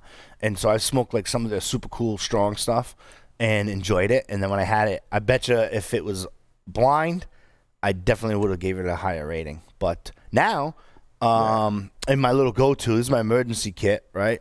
In case I'm interviewing someone and the cigar ain't good, right, or whatever, or if it's good and I run out of things. I lit up this freaking La Gloria Cubana Spanish press. This thing is phenomenal, like completely phenomenal. Doesn't break the bank. I think I reviewed it. I'd have to check, but go out there and get some La Gloria Cubana Spanish press. It's got a little purple label. You can tell the difference than the regular line of La Gloria Cubana. It's not a Series R or anything like that. totally enjoyable. Anyway, Nah. there you go. I don't know. I'm just ranting. I like to do that every once in a while. Awesome. It's the format of how Security Weekly No. does things and whatnot. We like to talk about birds and cigars and Up stuff. on to what you were saying. Yeah, to top it up, but to elaborate on what you were just saying about the cigar not being as powerful as versions or previous offerings. I talked to a few people in the industry, and they were saying how they were, they're capturing a new demographic, right now. So, they have these cigar reviews like ours, and from that, and they go and try to develop something along that line so that they can grow the new smoker or the new hobbyist into our cigar industry, and that was pretty cool, dude. That's definitely transitioning. Oh yeah, it's happening out there, and it happens on the other side, right? You have Avo or Romeo and Julieta, or classic facings that are transitioning into some of the Nicaraguan blends, and some of them have done it very successfully there, and it's expanding your market. But like I said, I would have totally gave it a better rating if I hadn't known it was a black label. That's all. Right. So my next cigar I have is going to be something I've never had this facing of cigars. This one's called the Don Julio. Oh yeah. Don Julio is a tribute to Don Julio Samuel Reyes Furman. So I cigar in my hand, it's beautiful. It's just and again, I think the person who gave it to me to enjoy the cigar, he had already had aged it, and just go smoke it and write your review, and he goes, you will not be disappointed in that. In fact, that I'm like, okay. So it's a hand cigar. The tobaccos are exclusively grown and selected in the Reyes family fields located within the Cibao Valley. Then they are carefully blended by expert cigar, yet the family passion comes through in their work. So this Nicaraguan strength is medium. Wrapper, there's a Corojo Merdo. So the binder Corojo Unico Bano 2020 Ligero, which is one of my when I hear Ligero, I just go crazy. HVA Ligero and Pilito Mojado Ligero. I think they were just putting all these words together and just to throw me off, but whatever. They come in a box count 24. There's 5 opportunities to enjoy a Don Julio Punto Hispada is the name of the cigar. So they come in a Robusto. They come in a Bellicoso. I got a Bellicoso, Paca, a Gordo, and then a Guiente. The Guiente, not the Bellicoso. The Bellicoso is still in my humidor for later. Taste notes on this was, man, right at the onset was a cedar. The cedar, a char, it just came through right at the light, and we are just watching it burn. I actually took my time with this cigar. This cigar took me a total of an hour and I'm going to say 45 minutes, 46 minutes. So I timed it, had a timer. And because I had never smoked a cigar, that was in this a ring gauge size as far as the largeness of it. But I took my time with it. Coffee on the second third of this cigar, and this cigar just I just kept going. I paced myself every 2 minutes. Went back to it. Retro Hells. I even tried the Russian Hell because a friend of mine's in this Russian Hell where you kind of let it out your mouth and take it in through your nose. Yeah. And then come back out your nose on a retro. Those Russians are bored because it's too much snow. Oh, but man, it was very hard. So then started coming like some of the 90, and I really couldn't put my hand on it or my finger on it, but there was there was nuttiness coming through on the retro hell. Definitely black pepper came through. it started to smooth out the second third and into the last third.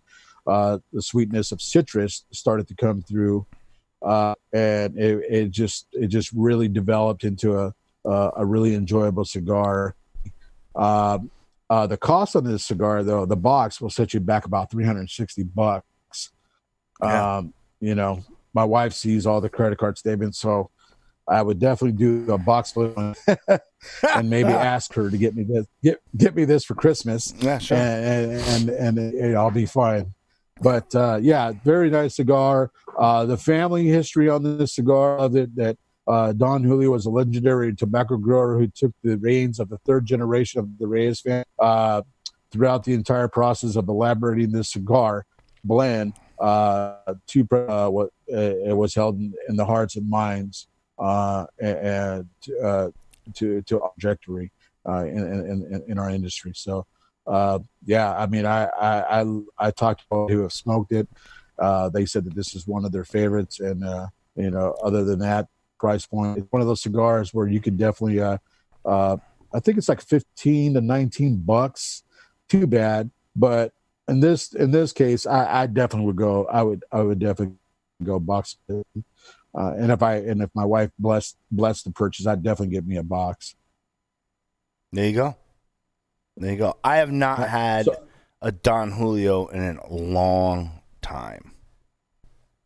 I have just you've rekindled my interest. I just get bombarded with stuff being shipped here and Stogies of the Week and doing that and life and work and all that stuff, and it's like I just really haven't had one in I'm going like 2016 at least. Yeah. So a lot of the guy who sent me this one, a good friend of mine, in Montana. He's retired, and man, I'll tell you, I mean, the pictures he sent me of him on his ranch, on his gator, on his pontoon, all these nice cigars, and he's just enjoying the life right now. Yeah. God bless him. Yeah, that's super cool. Awesome. Yeah, I haven't had one in a while. I'll make an effort to get one or some and do them up. I just haven't. You get market's flooded for sure. We can sit and talk Stogies of the Week for an awfully long time. That's for sure. One thing's for sure with these reviews. Mine are like, yeah, it's great. And you're giving. I got to step up my review process for sure. But I really appreciate you taking the time out and giving the history for the listeners, for sure. But speaking of short reviews, I had Black Label Works. I'm sorry, Blackwork Studio Boondock Saint. Super cool movie. If you haven't seen it, it's filmed here in beautiful Boston. You saw that movie, right? Yeah, you bet. That's awesome movie. I like it. That's an amazing movie, man. Like, if you're tired and you want to get and you're not allowed for medical prescriptions to drink coffee or caffeinated drinks, just watch that movie. If that doesn't fire up, call your psychiatrist or whatever, whatever. That's a super cool. Yeah, movie. you'll get a dose of adrenaline sitting in that seat watching this movie. Yeah, I was like, that's crazy. You know what I mean? But in regards to getting back to the stick, you have a Pennsylvania broadleaf wrapper, Nicaraguan Habano binder. Your filler is from Pennsylvania, Connecticut, and Nicaragua. It's available in a Corona Lager. That's a 6.5 by 46. It's available in a Robusto. That's a 5 1/4 by 50. I've had both. I go back to this stick a lot. It's readily available next door. Your medium may be full in regards to strength. All day, every day, box worthy stick. I get some pepper on the retrohale, for sure. You leather. I bullet cut it, so you get that leather component. Also, when you're done smoking, and I've had a lot of sticks like that I'm gonna be talking about. Like when you're done smoking and you're like, you can still taste it, right? Yes. According to drawing a blank on the name, but I know the brand of the cigar. Oh God, it's Pure Soul. That flavor profile, the guy who rolls and does Pure Soul, which again, old school, ultra boutique, super cool blend. Again, kind of fell off the map. Very few shops have them. One of my clients for my business still has some left. They're like probably 4 years old.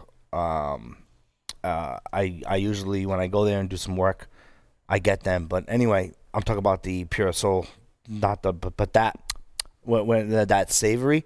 That's actually called umami. You know what I mean? So we've gone through this whole profile. He calls it kind of profile BS when we say salty, earthy, caramel, fruit, fruity pebbles, unicorn, stuff like that. But that savory, and again, that's his theory, but that savory is that umami, and I've been getting that, you know what I mean? Like that after from the Boondock Saints, from that leather component. Like I said, pepper, white pepper. It's not a pepper bomb at all, but it's just well balanced, super cool stick.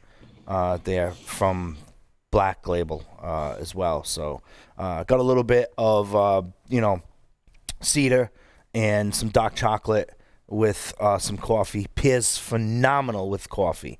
Ironically, I haven't had it with a Bloody Mary, but it does pair phenomenal with coffee. The Robusto, both sizes are good for sure. I really don't notice too much of a difference within the sizes, because they are relatively. I think they're relatively close in size there. So yeah, it's a great stick. Like I said, you have a 6.5 by 46, so you have 46 ring gauge, and then you have a 5 1/4. I'm sorry, you have a 6 1/4 by 46, and then a 5 1/4. By 50, so you're about the same ring gauge. I mean, I know 46, 50. I get it. I took greater than, less than. You know what I mean? I get it. But yeah, it's available in 20 count boxes. It's a good stick. That's it. That's my elaboration story. That's the best I can do for today, Drew. I was trying to give it a longer review to compete with your thorough knowledge of what the hell you're smoking. So I believe you have one more. Is that correct? Yeah, I do have one more, and it's what the new ones this year. It's the Padilla Finest Hour Sun-Grown Toro. I'm telling you, I'm kicked this week. I don't know why. All my cigars were 6 by 60 Grand Toro. Same thing. Price point on this is $7 to $9. Box about $140 to $170, and just depending where you're at regionally. What's interesting about this cigar, and again, like I said, I'm geekish in the point when I get the cigar, I look at it, turn it all kinds of sideways, and I noticed it had like a little on it, and this number was 658 Alpha 23, and of course I had to get that number, put it through the generator, and try to figure out what that meant, and so. I've just found out that there was just kind of like numbers from the cigars, tobaccos that were. So that was pretty interesting. You don't see that to me on a lot of cigars. Mm-hmm. You see that on a lot of his cigars. Like, a lot of what? A lot of those cigars from what is that? Yes. Padilla. Yeah. Is it Padilla? Yes. Yeah. Yep. So yeah. You usually see that. So anyhow, this was the medium. The profile on this one was a medium to full. The wrapper, sun-grown Colorado, reddish hues to it, Bono. The shape was, as I said, was a Grand Toro, handmade Nicaraguan filler. Binders Habano. Excuse me, binder Habano. The finest hour will come in 3 wrapper options. This cigar was released in January of this, started to ship in January of this year. It comes in the Oscuro wrapper, Connecticut, and the Sun-Grown is what I had. And I'll tell you, the cigar again, the ones that it was just awesome. So tasting notes, smooth. The burn was nice and even. The retrohale gives a nice, easy, nutty cream and cedar. And I was like, cream and cedar, what am I getting? And of course, my root beer. I was on a root beer kick on the whole month. I don't know why, it just happened that way. But that creamy and cedar, leather aromas, just all that coming together. On the second half, started to get a little bit of cocoa, and again a little bit of fruit. But not too, just enough to give me that tiny, Sweetness. inkling of what is. Yes, what is it? And I'm always trying to get very geekish about it, Sure. and put my finger on it to give a good description. So I just left it as like kind of like a date. I don't know if you ever had it before, but that's what I got from it on the sweetness part of it. Towards the end of the last third of the cigar, again, the leather aromas, cocoa, and cream, man, just put the cigar in a whole category for me. And I'm gonna tell you, this is the first time ever on this show that I've given a cigar this high of a rating. And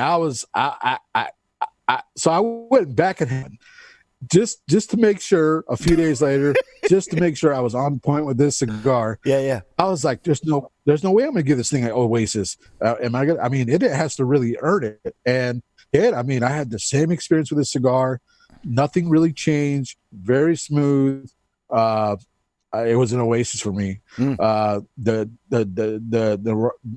Nicaraguan, this cigar features 100% long leaf to Nicaraguan tobacco. It's gorgeous. It's beautiful. The foot of it. I mean, just everything. That's the smell. To the retro. Man, everything was it just came together. It was just like, wow, I'm having an awesome time here. So the Finest Hour, the reason why this name came out is, from what I understand from their website, the Finest Hour speech is probably Churchill's most famous because his back was up against the wall. And Padilla wrote, the whole country and Western civilization, as he put it, Padilla's, that is what the Finest Hour represents. We all have had our worst and finest hours as the United States at this time. And to me, that's what this cigar is about. Take a break or celebrate your son's birth, marriage, or even winning a war. So, and this is before I gave it the Oasis. I went into his side and I pulled that up and I'm like, I got it right. It's an Oasis cigar. There you go. That's it. Now you have it. Get out there and go after Drew's Oasis. Go ahead. What? Oh, also, this cigar is going to be footnote. So Finest Hour will be part of the company's regular production portfolio. Though he's already planning the limited dose for the brand later on, Padilla's Finest Hour establishes itself. He's going to Lancero in this cigar and a Corona Gordo. Nice. So for me, I'm getting on that Lancero train. Yeah. I was like, what? That's pretty cool. Yeah, man. Jump on the Lancero and Bloody Mary train. It's a good time. Oh, yeah. Oh, yeah. It's a good time, And when you come in the studio, Paul's old fashions are phenomenal. Oh, yes. Just, very spoiled. I was watching Paul's security show.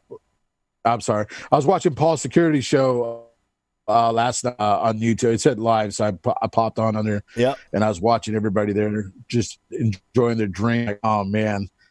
That's awesome. Yeah. And the funny thing is, like, that's the studio, and that's where I am right in now, in the studio. And then on the adjacent wall behind me is where everyone else is, and we're all we're all cranking emails out. Mark and John are producing the show and doing that there. And we're getting emails, and there's still communication because the West Coast is still open for business, and we're all over the world, and we're still working. And Thursday nights are pretty late here at Security Weekly. Yeah, man. You can learn some super cool shit watching Paul's Security Weekly, that's for sure. Like, I mean, the interviews, they also have a format there on the tech segments, like when where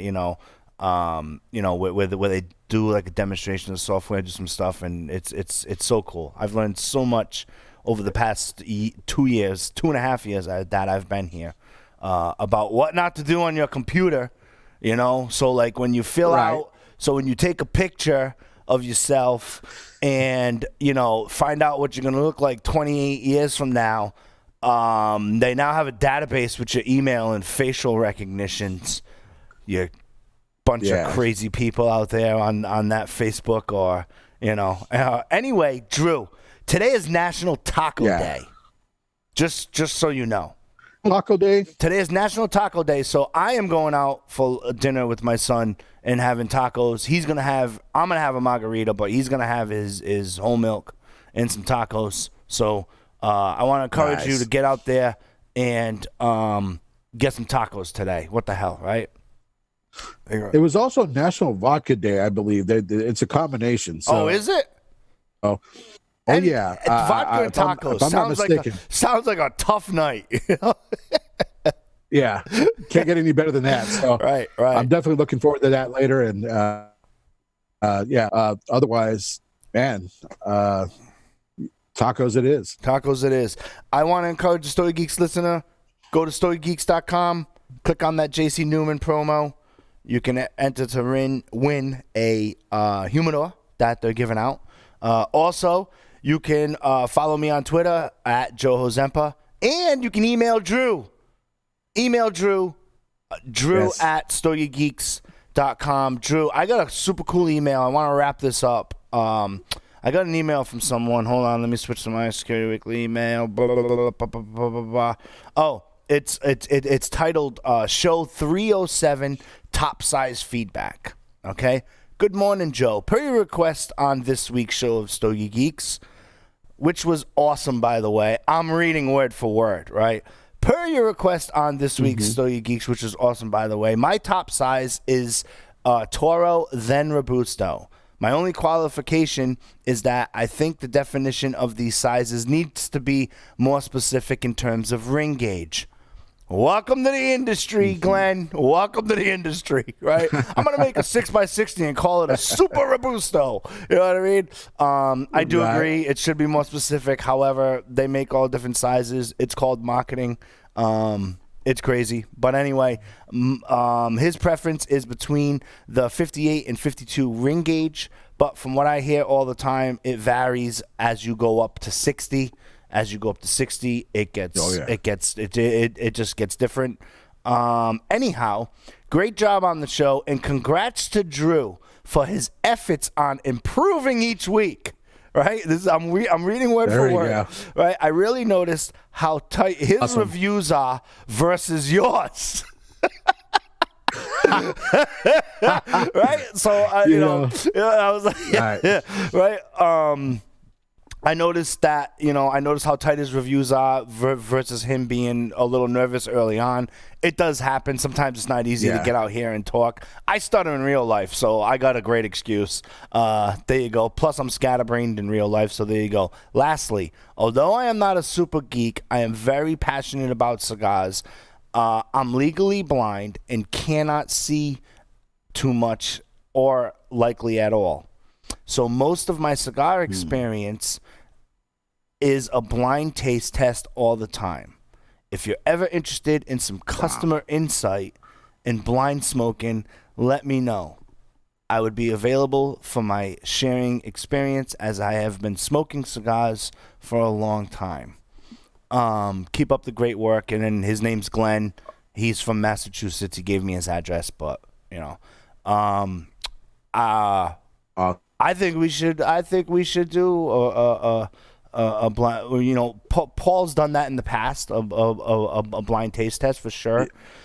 in a blind review. Yeah. I've heard rumors that he is coming back and clearing schedule. So I think we're going to have to do that and maybe start a panel. But Glenn, if you're watching, I just want to say thank you for your response. I'm glad you listened to Stogie Geeks.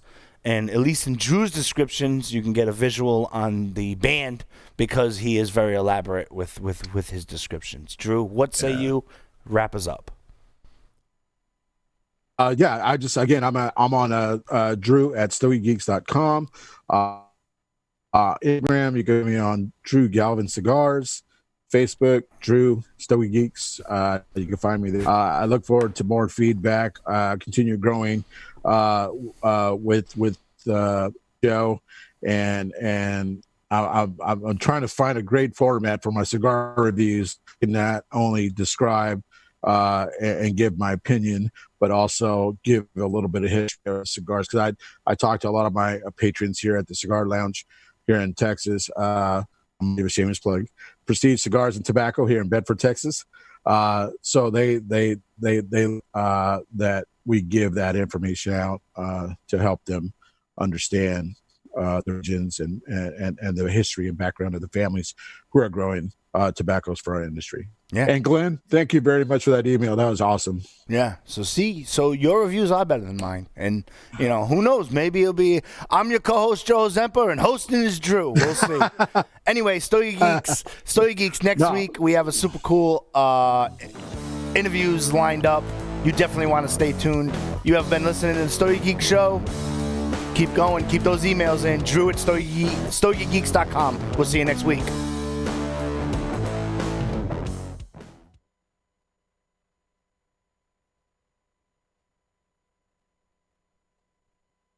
And Cool. Drew, I'm going to send